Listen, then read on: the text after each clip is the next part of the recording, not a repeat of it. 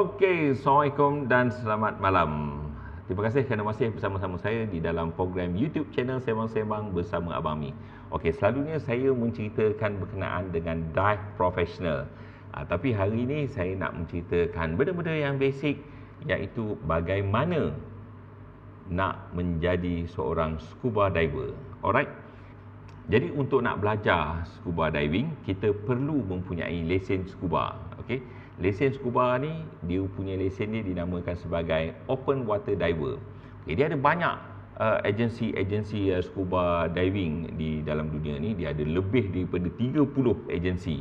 Okey, saya tak pasti untuk agensi-agensi lain, tapi saya hanya menceritakan berkenaan dengan SSI, Scuba School International. Scuba School International adalah agensi scuba yang berasal daripada Jerman dan kini yang banyak berkait dalam aktiviti-aktiviti sukan air. Contohnya start daripada swimming, life saving, free diving, scuba diving, technical diving, rebreather dan lain-lain lagi.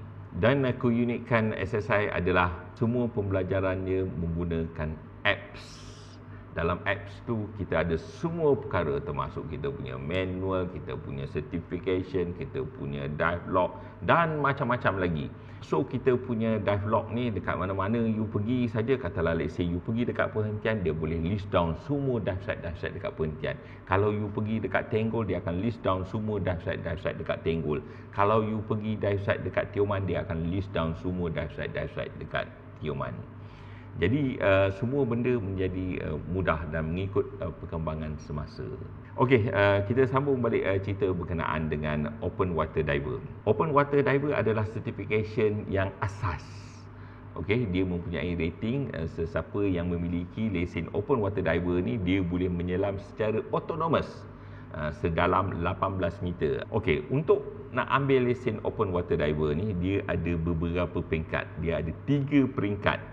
Peringkat yang pertama is you kena attend dia punya kelas akademi dia. Jadi kelas akademik dia ada lebih kurang 6 section. So jadi kita perlukan lebih kurang dalam 6 jam. Selalunya kita tak buat 6 jam terus menerus. So kita buat hari ni kita buat 3 jam, besok kita buat 3 jam. Jadi kita perlukan 2 hari. Jadi dia punya pool session pun kita ada lebih kurang 6 pool session. Kita ada pool 1, pool 2, pool 3, pool 4, pool 5, pool 6 kan? Dan kita tak buat semua pool-pool ni dalam masa satu hari. Selalu kita buat hari yang pertama waktu pool, kita buat pool 1 and pool 2. Hari yang kedua kita masuk pool, kita buat pula pool 3 and 4. Lain kali kita datang sekali lagi hari yang ketiga, kita habiskan pool 5 and pool 6. Jadi basically semua pool-pool ni, pool skill ni, dia ada lebih kurang dalam 40 skill. Jadi 40 skill ni kita buat dalam 3 hari. Kalau you datang ramai, katalah you datang seramai 8 orang, biasanya kita akan assign 2 instructor. So satu instructor mengajar 4, satu instructor lagi mengajar 4 yang lain. So 2 instructor akan jalan serentak.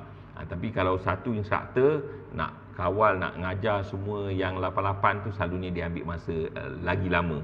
So 3 hari tak boleh nak selesaikan. So I recommend kalau nak buat open water ni, kalau boleh datang dalam group of 4 ataupun kurang. Kemudian lepas dah habis kita punya pool session, kemudian lepas tu kita kena melakukan 4 dive. Dan selalunya kalau di Kaya Underwater ni kita tak buat 4 dive, kita buat 6 dive. Jadi kita punya objektif is nak melengkapkan minimum 4 dive. Tapi kalau kita buat semata-mata 4 dive, nanti waktu kita pergi ke pulau tu nanti ada dive yang you tak dapat buat ataupun you tak perform. Jadi you kurang part. Jadi kita tak boleh keluarkan certification. Jadi apa kita buat? Kita bagi 6. So kita nak minimum you adalah you nak kena perform 4 open water dive. Okey. Jadi siapa yang boleh mengajar you punya open water dive ni? Yang mengajar ni kebiasaannya adalah assistant instructor ataupun open water instructor. Dia tak boleh dive master yang mengajar. Dia mesti assistant instructor. Assistant instructor ni bukan pembantu kepada instructor, tak. Dia satu pangkat, satu rating dalam scuba diving. Nama dia assistant instructor ataupun AI. Jadi AI ni dia boleh mengajar kelas, dia boleh mengajar sepenuhnya. Pool, most of the pool skill dia boleh mengajar, cuma dia tak boleh nak certify. Ataupun yang mengajar you adalah daripada instructor sendiri. So kalau instructor, dia boleh mengajar A sampai to Z dan dia boleh certifykan you.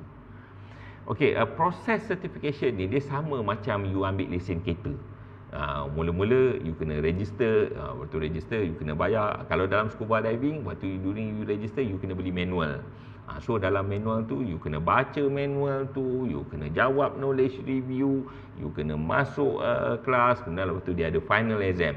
Sama macam you ambil lesen kereta, you dah bayar semua yuran pendaftaran apa semua, nanti dia ada masa yang you nak kena baca buku-buku dia dan you nak kena sit for exam. So lepas you dah sit for your exam, kemudian lepas tu you dapat lesen L. Kemudian lepas tu you pun pergi ke sekolah memandu, you akan belajar bawa kereta yang betul-betul. So you belajar macam mana nak start engine, macam mana nak naik bukit, nak bagi signal, macam mana prosedur dia apa semua, nak pasang tu apa tu dia punya cermin-cermin apa bagai. Kemudian macam mana you nak parkingkan kereta tu naik bukit apa bagai. Dan kemudian lepas you dah okey kan, instructor you kata dah okey, kemudian baru dia setkan appointment. You kena di-evaluate oleh JPJ. Tapi dalam scuba diving, bila lepas you dah habis full session, okey, instructor tu dia akan tengok whether you dah bersedia ke belum untuk nak pergi ke open water. Kalau you belum bersedia, selalunya instructor you dia akan bagi tahu you kena buat lagi latihan. Lepas dia dah berpuas hati, dia rasa you dah okey untuk nak pergi ke laut, baru dia ajak you pergi ke laut. Jadi bila you dah pergi ke laut, you akan di-evaluate. Jadi instructor akan suruh you buat certain skill dalam air. Kalau you okey, you lulus dan you cukup semua syarat-syarat you, sijil open water you akan dikeluarkan. Okey. So dia sama juga, katalah misal kata you ambil lesen memandu dengan JPJ kan. Bila sampai last kali tu kan, you dah naik, you dah boleh bawa kereta dekat jalan raya apa semua, you dah bagi signal bagus dah apa semua, naik bukit, turun bukit semua you dah settle. Bila nak parking tu, you parking, tiang you jatuh, bam. Kalau tiang you tu jatuh, maksud dia you baliklah dulu. Makna dia you gagal. Okey. You balik, nanti you practice lagi, nanti bila you dah ready, you bayar lagi sekali lagi untuk ujian yang kali yang kedua. Kemudian you kena lalu lagi proses ujian tu. Dan kalau instructor tu tengok you lulus, then you dapatlah lesen. So sama juga dalam scuba diving, dia punya proses dia pun sama kan. Semasa nak mengambil open water diver, satu hari kita hanya dibenarkan untuk membuat maksimum 3 dive. Jadi kita tak boleh completekan kita punya open water dive ni dalam masa 1 hari. Dia mesti 2 hari.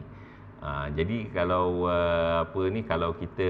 kalau kita buat 4 dive dalam masa 1 hari, dia telah melanggar standard. Selalunya untuk nak buat lesen open water ni, kita perlukan 2 hari kelas, kita perlukan 3 hari pool, dan kita perlu open water dive, kita perlu spend another 3 days. So total numbers of days ada 8. Jadi kalau you nak compress, you nak buat cepat-cepat, boleh. You boleh buat di pulau. Di pulau dia akan ambil masa dalam 5 hari supaya you tak rushing. Tapi kalau you nak buat push bolehlah, you bolehlah buat 4 hari. Tapi kalau 3 hari memang tak possible.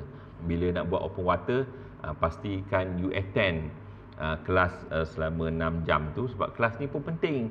Dalam kelas ni you akan belajar dia punya SOP dia, prosedur dia, apa yang boleh, apa yang tak boleh, apa yang dikatakan bahaya, macam mana pengenalan dekat equipment, dia punya risiko dia, penyakit-penyakit dia, dan ada form-form yang nak kena ditandatangani, macam tu. Jadi lepas you dah habis 6 jam waktu academic session, you ada confined water. Kalau confined water ataupun pool ni, I recommend buat di Kuala Lumpur. Sebab kalau you buat dekat pool, air dia jernih. Jadi you boleh nampak instructor pun boleh nampak you. Jadi senang nak buat benda tu. Dia tak ada dia tak ada ombak kuat, dia tak ada angin, dia tak ada ribut ke apa ke, you tak payah jalan jauh, dalam swimming pool saja. Tapi kalau kita buat confined water di laut pun boleh. Tapi yang kita khawatir tu kalau kita buat di laut, mungkin kita ada air pasang surut, time ombak tu kuat, kita baru pergi dekat tepi pantai, kemudian tu ombak tolak kita, bang, kita pula tercampak, jadi kita rasa kurang selesa. Ataupun kalau dia ada search kan, jadi kalau you duduk dalam air tu, you pun berayun sedangkan kalau orang yang tak tahan muntah. Kemudian ada juga kadang-kadang you akan berhadapan dengan masalah visibility kan, air tu keruh. Jadi bila air keruh, bila you nak buat latihan, instruktor dekat tu you tak nampak apa instruktor nak buat, dan instruktor silap pun, instruktor pun tak nampak you. Kalau dia tak boleh buat latihan, dia tak boleh ngajar you dekat waktu tu, dia kena tukar hari yang lain. Jadi kalau kena tukar hari lain, you kena tambah lagi you punya stay dekat situ. Buat saja di Kuala Lumpur, you buat semua skill-skill tu, you pun senang nak belajar. Kemudian lepas you dah ready, baru pergi ke pulau. Jadi you tak buang masa, sebab dekat pulau ni banyak arrangement yang you kena buat. You kena arrange you punya flight ticket, ataupun you nak kena pergi dekat sana, you kena arrange you punya accommodation, you kena arrangekan you punya meal dengan you punya ferry nak masuk ke pulau kan. So banyak arrangement yang you nak kena buat. Jadi kalau you nak kena tambah stay sehari, dia berkait pula dengan you punya cuti, sama ada nanti bos bagi ke bos tak bagi ke. Jadi kalau you dah settle kelas di Kuala Lumpur, pool you dah settle dekat Kuala Lumpur, you spend 3 hari 2 malam dekat pulau, kan senang. Okey, jadi kalau you nak belajar scuba diving, perlu ke you beli barang? Sebenarnya tak perlu. You tak perlu pun beli barang. So semua barang-barang semua disediakan. You punya mask you disediakan, you punya snorkel, you punya fin, you punya booties, you punya regulator, you punya BC, you punya dive computer, you punya weight dengan you punya tank, semua disediakan. You tak ada keperluan untuk nak beli semua benda ni. Tapi kita recommend you untuk ada you punya barang-barang personal you sendiri. You own punya mask, you own snorkel dengan fin. So you boleh matchingkan colour ataupun style ataupun konsep yang you nak sampaikan. Katalah you perempuan, you suka warna pink, you can have a pink punya mask, pink punya snorkel dan pink punya fin. Kalau lelaki yang dia suka putih semua, dia boleh ambil putih semua. Kalau dia suka hitam, dia pilih hitam. Kalau dia suka biru, dia pilih apa-apa colour. Bagi dia punya semua, dia punya pakaian dia matching. Dan kalau misal kata pun you want to have your own wetsuit, your own rash guard, then you can purchase your own, sebab dia akan ikut you punya susuk tubuh you. Dan satu lagi yang kita galakkan you beli is a dive computer. So dive computer ni dia agak personalized untuk diri you. So dia akan record you punya kedalaman you dive, dia akan record you punya tarikh, time, lokasi dekat mana, apa semua dia akan recordkan dekat dalam you punya dive computer. So dia personalized. Tapi kalau tak nak beli pun boleh, you boleh sewa. Tapi kalau you sewa, satu hari sewa is RM50. Kalau you pergi dive 2 hari, you dah bayar RM100. So 8 kali you pergi dive, you dah bayar RM800. Daripada you bayar sewa RM800, baik you beli your own, you can have your own dive computer bersama-sama you. You boleh pakai during jalan-jalan ke apa ke. So kalau ada sebarang persoalan nak tanya pasal open water diver, jangan lupa tanya dekat komen, insya-Allah saya akan jawab. Aktifkan selam anda.